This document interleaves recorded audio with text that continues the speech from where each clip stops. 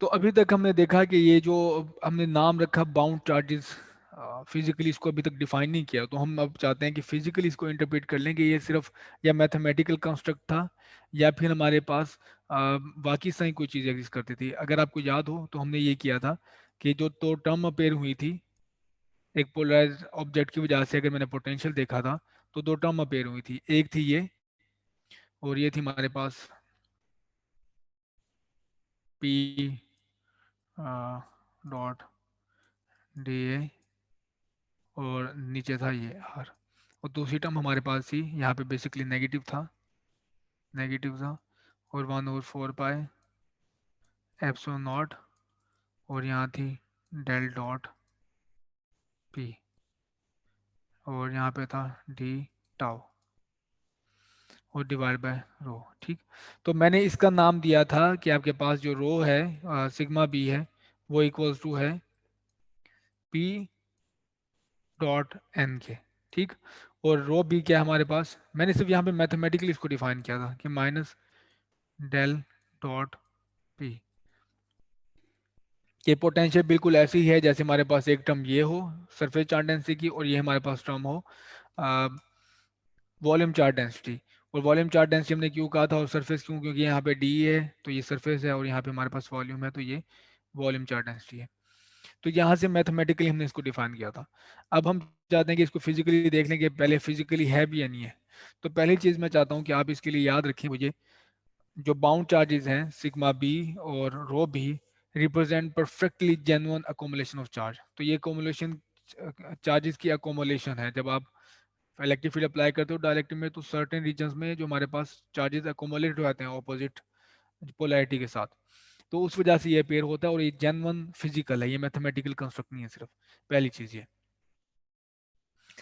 अच्छा, इसको आप रिप्रेजेंट कैसे कर सकते हो, इसको पिक्चराइज कैसे कर सकते हो। पहला जो ये है हमारे पास कि अगर आपके पास जैसे आपने इलेक्ट्रिक फील्ड अप्लाई की, ठीक है, तो आपके पास ये थे एटम छोटे छोटे पड़े हुए थे, ये ये इलेक्ट्रिक फील्ड है, एटम है, ये एटम है, ये एटम है, ठीक है, लाइन अप हुए हुए हैं। लेट से ये पॉजिटिव चार्ज है, ये नेगेटिव चार्ज है एंड सो ऑन। आपने ये in the present in the absence of electric field, लेकिन जैसे आपने यहाँ पे इलेक्ट्रिक फील्ड अप्लाई की,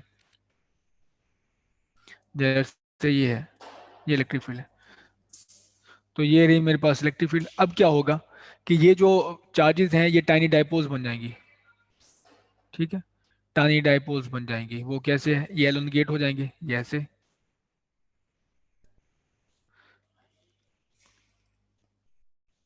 ये ऐसे,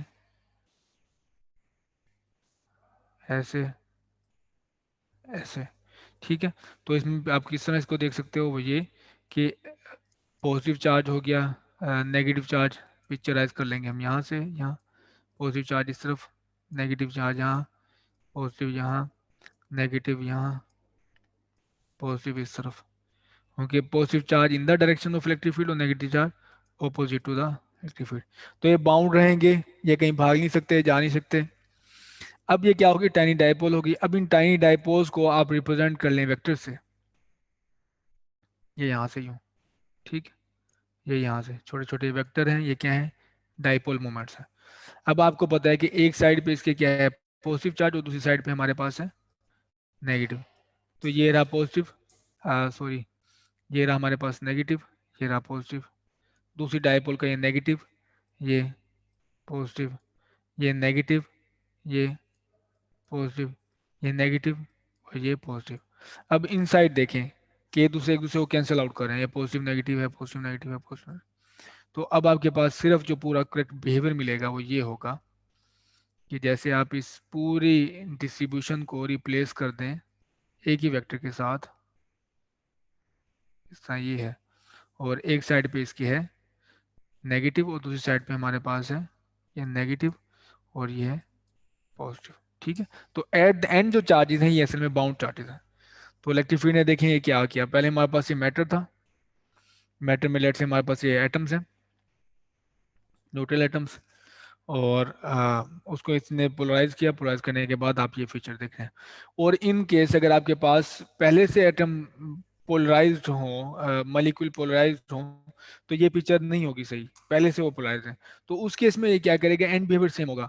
होगा ये कि जो डाइपोल मोमेंट ऑलरेडी बनी हुई है, तो यहाँ पे लेट से हमारे पास डाइपोल मोमेंट ऑलरेडी पड़ी है जो कि डिसलाइन थी, कोई इस डायरेक्शन में थी, कोई इस डायरेक्शन में थी, कोई इस डायरेक्शन में थी, कोई इस डायरेक्शन में, इस डायरेक्शन में।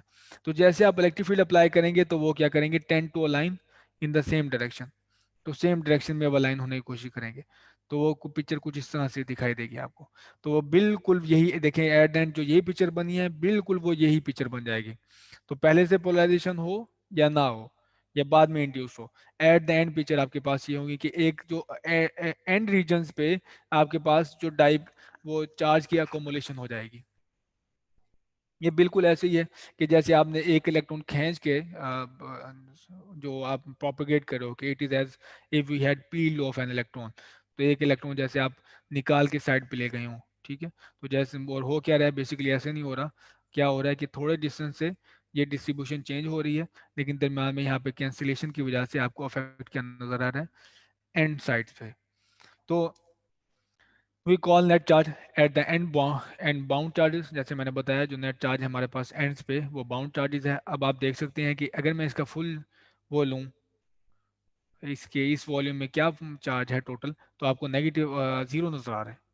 कलेक्टिव हमारे पास क्या है, चार्ज जीरो है, नेट चार्ज जीरो है, लेकिन डिस्ट्रीब्यूशन अलग है और इसकी हमारे पास फील्ड होगी। तो ये तो है हमारे पास फिजिकली जो डाइपोल आपको नज़र आ रही है। तो अगर आपके पास ऑलरेडी डाइपोल्स हो तो उनको अलाइन कर दिया जाता है, और अगर डाइपोल्स नहीं हो तो उनको उनकी डाइपोल इंड्यूस कर दी जाती है। तो at the and result same होता है। अगर आप किसी एक मटेरियल को डाइलेक्ट्रिक को प्लेस करें इलेक्ट्रिक फील्ड में, तो इलेक्ट्रिक फील्ड ये काम करती है। अब हम इसकी तरफ आते हैं कि मैथमेटिकली वो फार्मूला कहाँ से आया था जो हमने लिखा है। तो हम मैं अब पूरा एस्पेक्ट लेके आऊँगा यहीं से, इन्हीं बेसिस को फिजिकल बेसिस बना के अब हम ड्राइव करने की कोशिश करेंगे वो रिजल्ट जो हमने पहले देखा है, sigma B is equal to P dot N और rho B is equal to minus divergence of polarisation. तो ये अब हमारा काम ये है कि मैथमेटिकली इसको एक्सट्रैक्ट करना। तो अब पहले मूव होते हैं सिग्मा की तरफ। To calculate actual amount of a bound charge resulting from polarisation examine that tube. तो हमारे पास इसी को एग्जामिन कर लें कि हमारे पास एक ट्यूब है, ये हमारे पास है एक ट्यूब है, ठीक है। तो ट्यूब मैंने यहाँ पे शो की हुई है, और इस ट्यूब का अगर आप एक टाइनी चंक जो है वो निकालते हैं, जैसे मैंने इसको कट लगाया यहाँ पे, ठीक है, और डिस्टेंस का डी है, तो और यहाँ पे इसका डिस्टेंस होगा डी, और इसका क्रॉस सेक्शन एरिया है कैपिटल ए, ठीक है। तो आप यहाँ पे देखेंगे कि इसके क्या होंगे, ये इक्वलेंट है कि एक आपके पास हो माइनस क्यू चार्ज, इस साइड पे माइनस क्यू चार्ज है जैसे ये था, और एक दूसरे एंड पे हमारे पास है यहाँ पे प्लस क्यू चार्ज। तो पोलराइजेशन इसकी क्या होगी, यहाँ पे कैपिटल जो है ये पोलराइजेशन है, ये पोलराइजेशन है, और हमारे पास ये क्या, डाइपोल मोमेंट। याद करें पोलराइजेशन की डेफिनेशन थी हमारे पास capital P is equal to dipole moment, dipole moment divide by volume. तो dipole moment per unit volume हमारे पास थी पोलराइजेशन।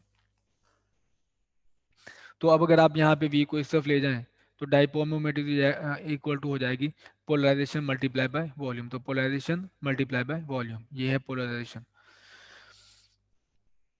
तो डाइपोल मोमेंट की एक और डेफिनेशन भी हमारे पास है, और वो इक्वल टू है p is equal to dipole moment is equal to Q D, ठीक है। तो ये बिल्कुल यहाँ पे ये अप्लाई होगी, यहाँ पे दरम्यान में दोनों का डिस्टेंस डी है, और एक इनमें से एक क्यू है जो हम एब्सोल्यूट लेते हैं। तो यहाँ पे अगर आप कंपेयर करें तो ये हमारे पास P A is equal to है Q, D equal to D है, और P A is equal to Q है। तो हमारे पास चार्ज ये होगा polarisation multiply by cross section area. तो charge multiply by cross section area, polarisation multiply by cross section area हमारे पास यहाँ पे आ गया चार्ज। तो अब अगर आपके पास हो, ये तो सेम जो हमारे पास केस सिंपल है। तो अब अगर आपके पास कट इसे करें एक एंगल पे, उसको भी देख लेते हैं, ये ओब्लीक है। तो अगर आपके पास परपेंडिकुलर स्लाइस है जैसे मैंने यहाँ पे किया था, बिल्कुल ये परपेंडिकुलर हमें स्लाइस किया, इसे परपेंडिकुलर कट लगाया, तो फिर क्या होगा, सरफेस चार्ज डेंसिटी होगी क्यू डिवाइड बाई ए। तो यहाँ पे जो आपके पास सरफेस चार्ज डेंसिटी होगी ये इस सरफेस पे, ये इस सरफेस पे सरफेस एरिया, वो होगी चार्ज डिवाइड बाई एरिया। तो ये हमारे पास होगी सरफेस चार्ज डेंसिटी। तो मेरे पास आ गई चार्ज डिवाइड बाय एरिया जो बाउंड चार्जेस हैं। अब देखें हमने डिफाइन क्या किया था फिजिकली कि बाउंड चार्जेस क्या हैं। वो बाउंड चार्जेस हैं we call net charge at the end, we call net charge at the end bound charge. तो एट द एंड इस पे क्या इस चंक के एंड पे चार्ज अकोमोलेट है वो है क्यू। तो उसको आप डिवाइड करोगे एरिया से तो हमारे पास आ गया बाउंड सिग्मा बी। और सिग्मा बी इन प्रिंसिपल क्या है ये देखें, ये देखें सिग्मा बी क्या है। अ, ये इस एक्सप्रेशन से देखें, अगर मैं करूं क्यू को डिवाइड करूं एरिया से तो वो इक्वल टू है कैपिटल वी पोलराइजेशन के, और क्यू डिवाइड बाई ए क्या है हमारे पास, बेसिकली वही तो सिग्मा है, चार्ज पर यूनिट एरिया। तो ये हमारे पास सिग्मा बी। तो यहाँ से आपको वाजन नजर आ रहा है कि जो हमने एक्सप्रेशन निकाला था वो बेसिकली अब अपेयर हो रहा है कि sigma B is equal to P है। और वो कब है, जब आप कट करें बिल्कुल परपेंडिकुलर, परपेंडिकुलर। और अगर आप ओब्लिक करें किसी एक एंगल पे, जैसे मैंने ये शो किया है, एक एंगल पे आप इसको स्लाइस करते हैं जैसे कि एक कलम की तरह एक कट है, तो अब आपके पास देखें एरिया पहले से अलग है। पहले तो ये आपने परपेंडिकुलर किया, आपका कट जितना ओब्लिक है आपका एरिया उतना ज़्यादा होगा। तो ये हमारे पास होगा जो ई एंड मैंने लिखा हुआ है इसे। तो अब आप इसको डिवाइड करेंगे, इसको डिवाइड करेंगे चार से। अगर आपने सरफेस चार्ज डेंसिटी देखनी है तो चार से इसको डिवाइड करेंगे। और इस केस में एक चीज़ जो ट्रिकी पॉइंट है यहाँ पे वो ये कि चार्ज आपका सेम रहेगा। अगर आप इसको कट करते हैं ना किसी एंगल पे, तो आपके पास जो चार्ज है वो सेम रहेगा। आप किसी एक एंगल पे कट करेंगे चार्ज आपके पास सेम रहेगा, लेकिन आपके पास चार्ज डेंसिटी मुख्तलिफ हो जाएगी। तो चार्ज डिवाइड बाय सेम। और अगर आप इसको देखें इस डायग्राम से, तो डायग्राम से आप देख सकते हैं कि जो परपेंडिकुलर देखने के लिए आपको यहाँ पे इसका प्रोजेक्शन गिराना पड़ेगा, आपकी पोलराइजेशन का प्रोजेक्शन गिराओगे एन के ऊपर, तो वो आपके पास कंपाउंड आएगा पी कॉस थीटा। तो ये रहा पी कॉस थीटा। और पी कॉस थीटा बेसिकली क्या है, वही तो प्रोजेक्शन है P dot N. P dot N का अगर आप डॉट प्रोडक्ट लो आप, आ, तो आपके पास आएगा ये पी, हमारे पास पी डॉट एन जो है पी कॉस थीटा। अच्छा तो ये रहा पहला फॉर्मूला हमारा जो आया है सिग्मा बी का, जिसे हम कहते हैं सरफेस बाउंड चार्ज या सरफेस बाउंड चार्ज डेंसिटी। रो बी की तरफ, तो अब देखें कि इफेक्ट क्या होता है पोलराइजेशन का। तो पहले इसको समराइज कर लें। Effect of polarisation then is to paint a bound charge rho B is equal to P dot N over the surface of material. तो अब अगर आपके पास सरफेस है मटेरियल का, मटेरियल हमारे पास है, तो लेट से ये है, तो इसका इफेक्ट क्या होगा। तो हमने देखा कि दरम्यान में जो पॉजिटिव चार्जेस हैं, पॉजिटिव नेगेटिव चार्जेस हैं, वो सारे जैसे जैसे मैंने आपको लाइंस दिखाई थी ये, और इसकी एक जगह पे पॉजिटिव है नेगेटिव है, छोटे छोटे डायपोल मोमेंट्स हैं, negative positive, negative positive, negative positive, और यहाँ पे हमारे पास बन गया पॉजिटिव, और यहाँ पे नेगेटिव। तो दरमियान वाली कैंसिलेशन हो जाती है। और क्या होगा एट द एंड रिजल्ट क्या होगा, एक साइड पे नेगेटिव चार्जेस आ जाएंगे, एक साइड पे पॉजिटिव चार्जेस आ जाएंगे। तो ये स्टेटमेंट अब इसको देखें आप कि इफेक्ट ऑफ पोलराइजेशन होगा क्या, then is to paint a bound charge sigma B is equal to P dot N और द सरफेस ऑफ मटेरियल। तो सब मटेरियल के सर्फेसिस पे आप देखोगे कि वो चार्ज नजर आ रहा है, एक साइड पे नेगेटिव आ जाएगा, दूसरी साइड पे पॉजिटिव आ जाएगा। तो ये इफेक्ट ऑफ पोलराइजेशन है कि ये सॉर्ट ऑफ पेंट कर देगा चार्जेस को ऑन द सरफेस। तो if P is non uniform, और अगर आपके पास जो है पोलराइजेशन नॉन यूनिफॉर्म है, अगर आपके पास पोलराइजेशन जो है वो यूनिफॉर्म है, तो मैंने यहाँ पे आपको पिक्चर दिखाई थी, तो वो क्या होगा कि जितना आपके पास, ये देखिए पोलराइजेशन यूनिफॉर्म का मतलब ये है कि हर पॉइंट पे जो आप डाइपोल चंक लेते हैं उसमें डाइपोल मोमेंट सेम आ रही है। कि जितना मैं ये वॉल्यूम लेता हूँ, इतना वॉल्यूम मैंने वॉल्यूम लिया है, ठीक है, तो उसमें जो डाइपोल मोमेंट आ रही है वो उतनी ही आ रही है, इनका रेशियो बन के आपके पास रहता है कांस्टेंट पोलराइजेशन। तो कांस्टेंट पोलराइजेशन होगी, और जितनी इंड्यूस होगा चार्ज वो एक दूसरे को एग्जैक्टली कैंसिल आउट कर देगा। मैं अगर आपको दिखाऊं, ये एग्जैक्टली कैंसिल आउट कब क्यों हो रहा है? क्योंकि हर पॉइंट पे पोलराइजेशन सेम है, तो जितना यहाँ पे इंडक्शन हो रही है उतनी ही हर पॉइंट पे, तो एग्जैक्टली दरमियान में कैंसिलेशन हो रही है। लेकिन अगर आपके पास नॉन यूनिफॉर्म पोलराइजेशन है, फिर आप देखोगे कि कहीं पे अकोमोलेशन ज़्यादा है, कहीं पे कम है, तो फिर आपको ये सॉर्ट ऑफ नजर आएगा, divergence of P, pile up of negative charge. तो यहाँ पे आपके पास लेट से आपके पास पोलराइजेशन है, और ये यहाँ पे radial sort of radially picture बनाई गई है, तो अंदर ये नेगेटिव है और आपके पास क्या है, ये पॉजिटिव है। तो अब ये देखें, हमने कहा था कि पोलराइजेशन किसकी डायरेक्शन में होती है? इन the direction of electric field होती है, इन the direction of electric field. तो मैंने आपको यहाँ पे ये पिक्चर दिखाई थी कि अगर आपके पास ये है और डायरेक्शन इसमें इलेक्ट्रिक फील्ड की क्या है, वो ये है, ये। ठीक है, तो देखें पोलराइजेशन की डायरेक्शन भी वही है, पोलराइजेशन भी हमारे पास क्या है, इलेक्ट्रिक फील्ड की डायरेक्शन में। तो यहाँ पे एट द एंड रिजल्ट क्या है, नेगेटिव है पॉजिटिव है, नेगेटिव और पॉजिटिव। अब देखें अगर आपके पास यहाँ पे सॉर्ट ऑफ रेडियल जो पोलराइजेशन में दिखा रहा हूँ, तो आपको क्या दिखाएगा यहाँ पे, जिस सेंटर में नेगेटिव अकोमुलेट है हमारे पास, और आउटसाइड पे हमारे पास है पॉजिटिव। सेंटर में नेगेटिव और आउटसाइड पे पॉजिटिव। ये समझ लें कि वो वही डाइवर्ट जो हो रहा है, जिस तरह मैंने आपको एक मिसाल दी हुई है कि अगर आप देखेंगे कि कहीं डाइवर्जेंस जीरो है या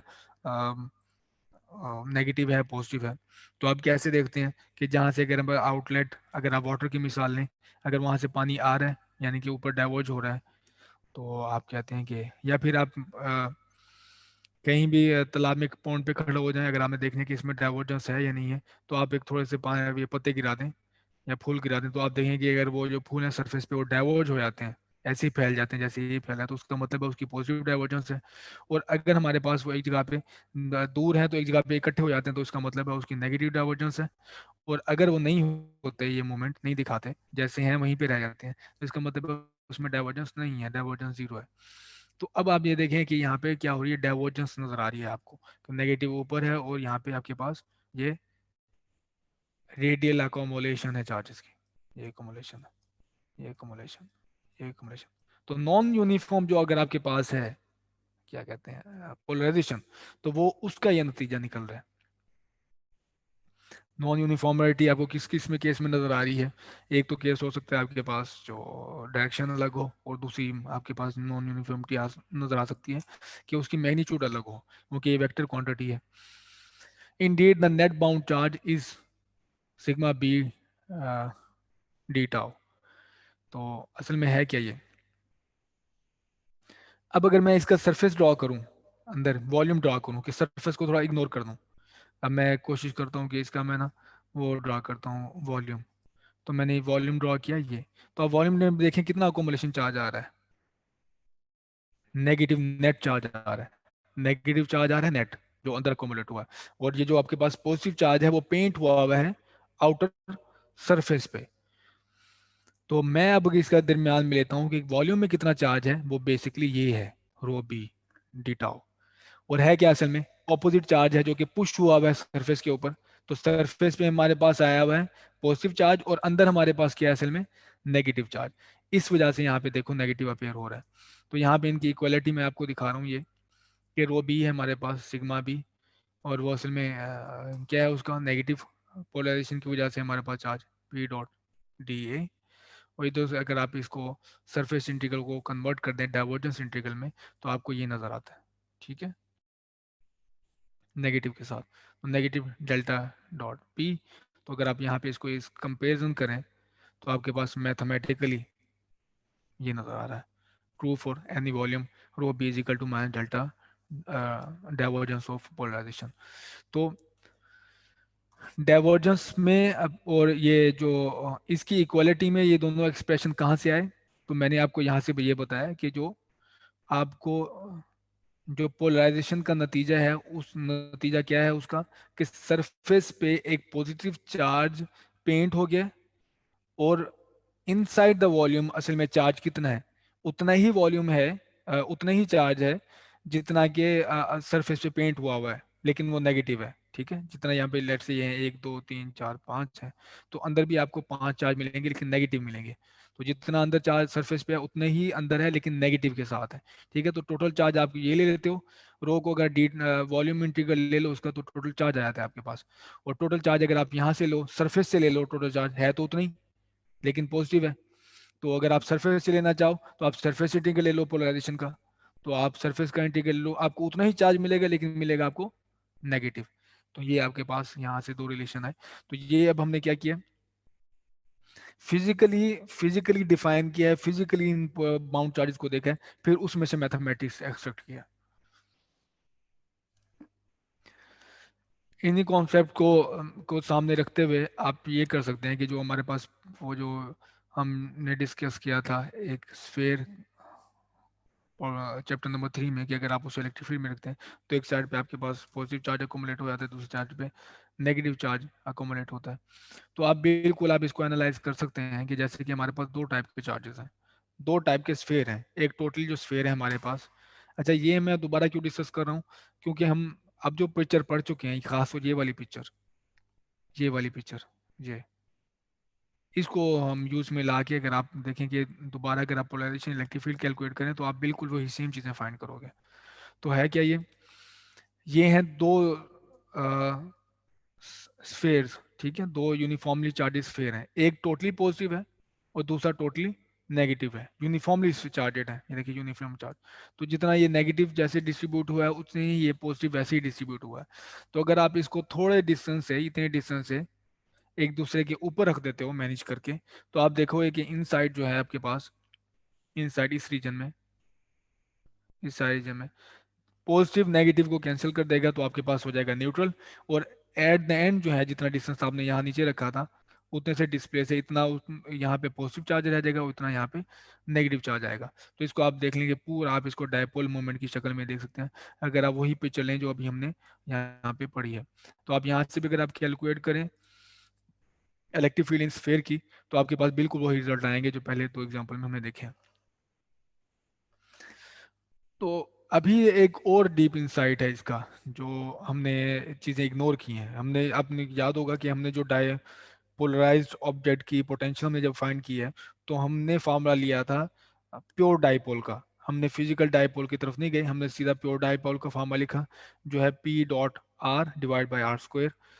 तो वहां से हमने कैलकुलेशन की, जबकि हमें पता है कि एक्चुअल जो हमारे पास जो डाइपोल्स होती हैं वो फिजिकल हैं, वो हमारे पास प्योर डाइपोल कम ही होती हैं। और एक और चीज़ भी हमने ये की कि हमारे पास डिस्ट्रीब्यूशन असल में डाइपोल्स की है, और डाइपोल की जो डिस्ट्रीब्यूशन है वो हमारे पास डिस्क्रीट है, कि जैसे कि ये डाइपोल पड़ी है हमारे पास, ये डाइपोल है, लेकिन ये आप गिन सकते हैं इसमें कितने डाइपोल हैं, तीन डाइपोल हैं, चार डाइपोल हैं, लेकिन इनकी डिस्ट्रीब्यूशन क्या है, डिस्क्रीट है।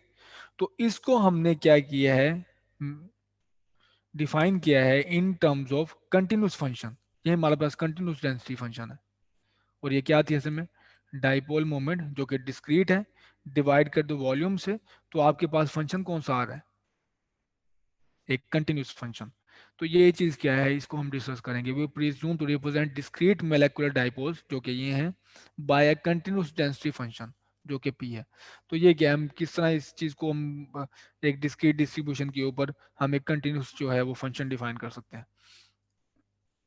तो अब सिर्फ इसमें बात करेंगे, मैं मैथमेटिकली इसकी डिटेल में नहीं जा रहा, लेकिन हम आइडिया ले लेंगे कि इसमें क्या है। तो आउटसाइड प्रॉब्लम नहीं है ये। आउटसाइड कैसे प्रॉब्लम नहीं है, जैसे कि मैंने अभी जो पिक्चर ड्रॉ की थी है, अगर आप आउटसाइड इलेक्ट्रिक फील्ड लेते हैं यहाँ पे, या फिर आप फील्ड कैलकुलेट करते हैं, तो आप इतना जरूर दूर होंगे, जो कि आपके पास है ये कैलीग्राफी कार, काफ़ी दूर होंगे, कि आपके पास जो इसका पूरा इफेक्ट नज़र आएगा, वो जो प्रोमिनेंट होगी हमारे पास पोटेंशियल या इलेक्ट्रिक फील्ड, वो डाइपोल की वजह से होगी। ठीक है, तो जो हमारे पास ये जो वो ग्रीननेस है, जो इसमें फ्लक्चुएशंस हैं इसकी फील्ड की वजह से, जो जब आप करीब आते हो वो खत्म हो जाएंगी यहाँ पे, तो आपको सॉर्ट ऑफ यहाँ पे एवरेज इफेक्ट नजर आएगा। तो क्या, outside the dielectric there is no problem, dipole potential dominates and detail graininess of the source is blurred by the distance. तो अगर आप बाहर से देखते हो इसे, तो आपके पास जो प्रोमिनेंट टर्म होगी, आपको याद होगा कि हमने जो डाइपोल एक्सपेंशन की थी इसकी, पहली टर्म 1/r थी, 1/r, ये हमारे पास मोनोपोल टर्म थी। दूसरी टर्म थी हमारे पास 1/r स्क्वायर थी, और तीसरी टर्म हमारे पास थी 1/r आर क्यूब। अब देखें जितना आप दूर जाते जाएंगे आपके पास वो जो आर की पावर जो लेस है वो प्रोमिनेंट होती जाएगी।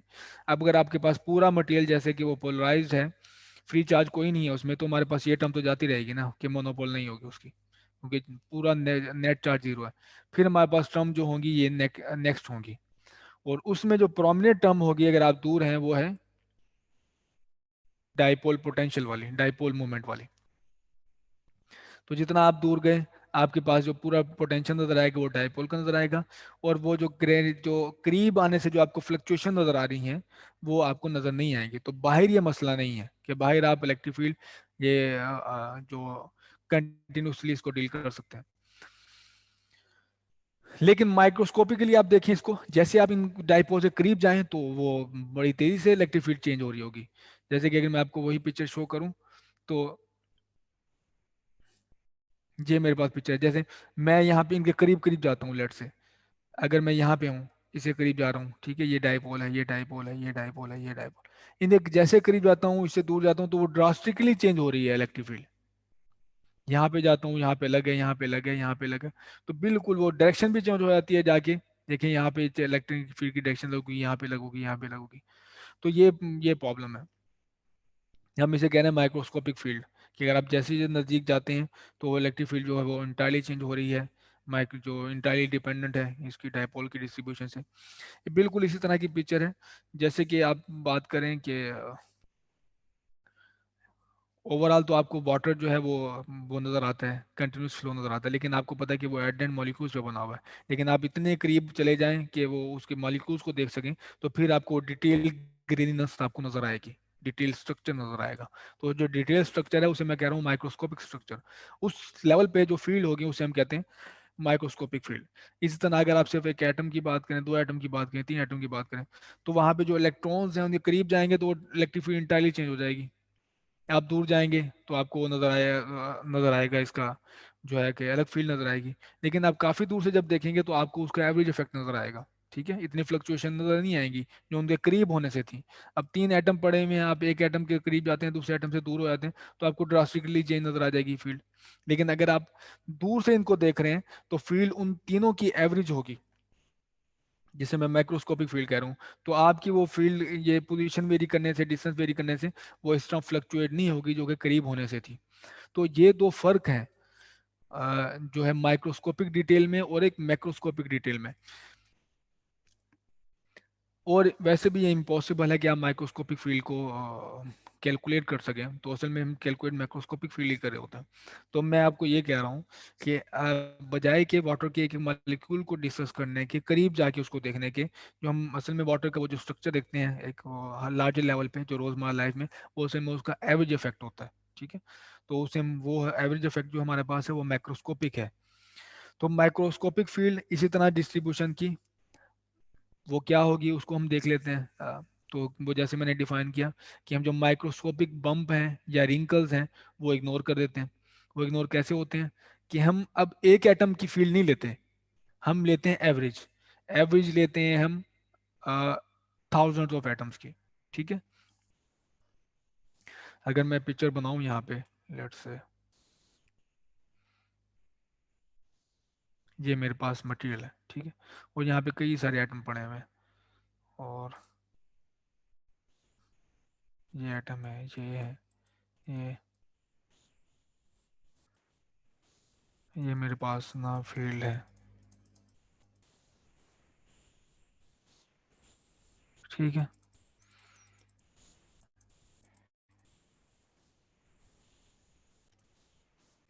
ये मेरे पास है। ठीक है, अब अगर मैं आपको ये कह रहा हूँ कि आप अगर यहाँ पे किसी आपको चाहिए इस पॉइंट पे चाहिए इलेक्ट्रिक फील्ड,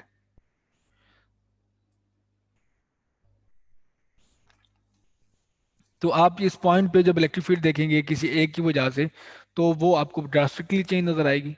यहाँ पे अलग नजर आएगी, यहाँ पे अलग नजर आएगी, यहाँ पे नजर आएगी। तो ये माइक्रोस्कोपिक डिटेल है। तो इसमें हम क्या करते हैं, हम लेते हैं एवरेजेस माइक्रोस्कोपिक, और वो एवरेज इतनी होती है कि हमारे पास जो रिंकल्स हैं जो इन एक एक एटम की वजह से पैदा हो रहे हैं वो ना हो, और इतनी बड़ी भी ना हो कि आप एक लार्ज को इग्नोर कर दें। हाँ ठीक है, आप इतनी लार्ज वेरिएशन तो नहीं चाहते कि जैसे कि आप जैसे अगर मैं ग्राफ बनाऊं, ये देखें इस तरह से ग्राफ है कोई, ठीक है। तो ये देखें मैंने क्या किया, ये जो डिटेल अगर मैं इसको मैप करूं एक लाइन ऐसे, ये देखें ये मैप हो गई, ये मैप हो गया, ये मैप हो गया, ये इस तरह से, ठीक है। तो ये देखें मैं अगर इसको इस पूरे डाटा को रिप्रेजेंट कर दूं एक लाइन से, तो आपको नजर आ रहा है, स्मूथनेस भी नजर आ रही है। लेकिन मैं ये काम नहीं कर सकता कि मैं इसको पूरी एक सीधी लाइन से डिफाइन कर दूं। तो जो लार्ज जो वेरिएशन थी, लार्ज ये जो आपको बम्प नजर आ रहे हैं, लार्ज वेरिएशन नजर आ रही है, वो भी मैं टोटली इग्नोर कर दूं, ये नॉनसेंस है, ठीक है। तो हम क्या करें, इतनी स्मॉल जो वेरिएशन है जो उनके एटम के करीब होने की वजह से, उसे हम एवरेज आउट करें, ये मैं इग्नोर कर रहा हूँ। लेकिन लार्ज लेवल पे मैं इस एक जो कंसिडरेबल जो वेरिएशन है उसे भी इग्नोर नहीं करना चाहता। तो फिर हम क्या करते हैं इस केस में, हम लेते हैं एटम्स, ठीक है। और एटम कितने लेते हैं, 1000 एटम्स। तो अगर मैंने जैसे बताया कि मुझे अगर इस पॉइंट पे इलेक्ट्रिक फील्ड डिफाइन करनी है, लेट्स से इस पॉइंट पे, ये इस पॉइंट पे, ठीक। तो मैं क्या करूंगा, इधर मैं एक सर्कल ड्रॉ करूंगा, ये मेरे पास है। तो इतने जितने भी इसमें एटम आएंगे, सबकी वो एटम की इलेक्ट्रिक फील्ड कैलकुलेट करूंगा। इलेक्ट्रिक फील्ड कैलकुलेट करने के बाद उसको जितने एटम्स हैं उससे डिवाइड कर दूंगा, तो मेरे पास आ जाएगी फील्ड। ये एवरेज इफेक्ट होगा जो मेरे पास काफ़ी स्मूथ होगा। तो मैं जाए अगर यहाँ पे डिफाइन करनी है, तो यहाँ पे 1000 एटम, इतना बड़ा हो गया 1000 एटम आ जाए, तो इतना भी बड़ा ना हो कि पूरा मटेरियल आ जाए। तो हमारे पास यहाँ पे फील्ड लेनी है, तो हम क्या करेंगे, हाँ, सारे इलेक्ट्रॉन एटम्स की वजह से फील्ड देखेंगे। फील्ड देखने के बाद हम क्या करेंगे, यहाँ पे उन सब का एवरेज ले लेंगे, इधर भी एवरेज ले लेंगे, इधर भी एवरेज ले लेंगे। तो ये हमारे पास इस तरह, अगर आप हर डॉट को इसी तरह एवरेज से रिप्लेस कर दो, तो आपके पास पूरा एक स्मूथ फंक्शन आ जाएगा जो मैक्रोस्कोपिक फील्ड होगी। और ऑर्डिनरी भी यही होता है कि हम जो डिस्कस करते हैं असल में क्या है फील्ड, वो हमारे पास डिस्कस कर रहे होते हैं मैक्रोस्कोपिक फील्ड को। जो जब हम फील्ड की बात करते हैं किसी मटेरियल के अंदर, जो फील्ड क्या है, फील्ड इनसाइड मैटर, तो असल में वो मैक्रोस्कोपिक फील्ड की बात करें।